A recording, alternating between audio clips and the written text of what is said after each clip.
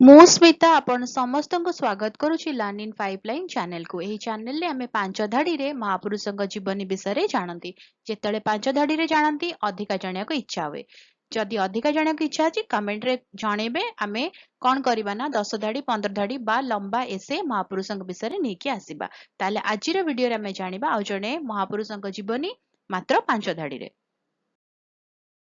ଅଷ୍ଟମ ଶତାବ୍ଦୀରେ ଶୁଭକର ପ୍ରଥମ ଓଡ଼ିଶାରେ ଭୋମକା ରାଜବଂଶର ଜଣେ ପ୍ରାରମ୍ଭିକ ଏବଂ ପ୍ରମୁଖ ରାଜା ଥିଲେ। ସେ ଜଣେ ବୌଦ୍ଧ ଧର୍ମର ଭକ୍ତ ଥିଲେ ଏବଂ ଏହି ଅଞ୍ଚଳରେ ମହାଯାନ ବୌଦ୍ଧ ଧର୍ମକୁ ସକ୍ରିୟ ଭାବରେ ପ୍ରୋତ୍ସାହିତ କରିଥିଲେ। ତାଙ୍କ ଶାସନ କାଳରେ ଉପକୂଳ ଓଡ଼ିଶାରେ ରାଜନୈତିକ ସ୍ଥିରତା ଏବଂ ସାଂସ୍କୃତିକ ବିକାଶ ଆରମ୍ଭ ହୋଇଥିଲା। ସେ ଦକ୍ଷିଣ ପୂର୍ବ ଏସିଆ ସହିତ କୂଟନୈତିକ ଏବଂ ଧାର୍ମିକ ସମ୍ପର୍କ ସ୍ଥାପନ କରିଥିଲେ, ବିଶେଷ କରି ସାମୁଦ୍ରିକ ପଥ ମାଧ୍ୟମରେ। ତାଙ୍କ ଶାସନ କାଳରେ ମନ୍ଦିର ନିର୍ମାଣ ଏବଂ ଶିକ୍ଷା କେନ୍ଦ୍ରଗୁଡ଼ିକ ସମୃଦ୍ଧ ହୋଇଥିଲା, ଯାହା ଓଡ଼ିଶାର ପରବର୍ତ୍ତୀ ଧାର୍ମିକ ଐତିହ୍ୟର ମୂଳଦୁଆ ପକାଇଥିଲା।